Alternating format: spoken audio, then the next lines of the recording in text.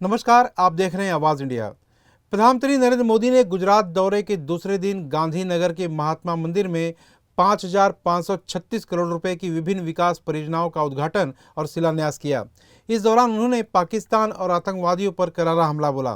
PM Modi ने कहा कि शरीर चाहे कितना भी मजबूत या स्वस्थ क्यों न हो, एक भी कांटा लगातार दर्द दे सकता है। इसलिए हमने तय किया है कि कांटा निकालना ही होगा। उन्होंने कहा कि 1947 में मां भारती के टुकड़े हुए और देश के 3 टुकड़े कर दिए गए। उसी रात पहला आतंकी हमला कश्मीर की धरती पर हुआ।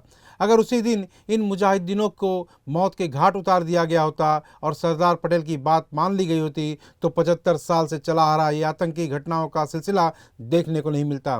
पीएम मोदी ने आगे ये भी कहा कि पाकिस्तान अब समझ गया है कि लड़ाई में वह भारत से जीत नहीं सकता, इसलिए उसने प्रॉक्सी वॉर का सहारा लिया। उसने आतंकी तैयार करने शुरू किए और उन्हें भारत भेजने लगा। जब हम उनके आतंकियों को घर में घुसकर मारते हैं तो वे सम्मान के साथ दहशतगर्दों को विदाई देते हैं।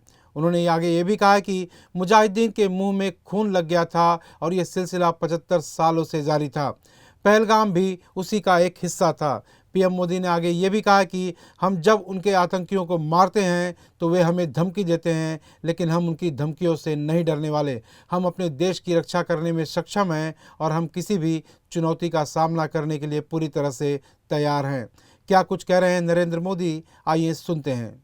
22 मई के बाद मैंने कभी छुपाया नहीं, सीना तान कर बिहार की जनसभा में मैंने घोषणा की थी, मैं आतंकवाद के ठिकानों को मिट्टी में मिला दूंगा।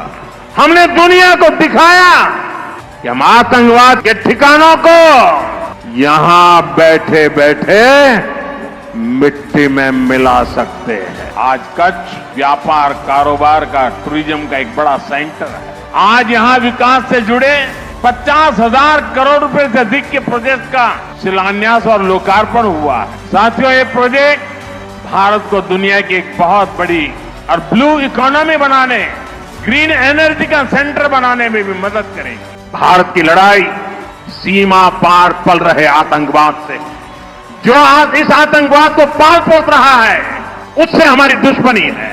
पाकिस्तान को आतंक की बीमारी से मुक्त करने के लिए पाकिस्तान के अवाम को आगे आना होगा, पाकिस्तान के नौजवानों को आगे आना होगा।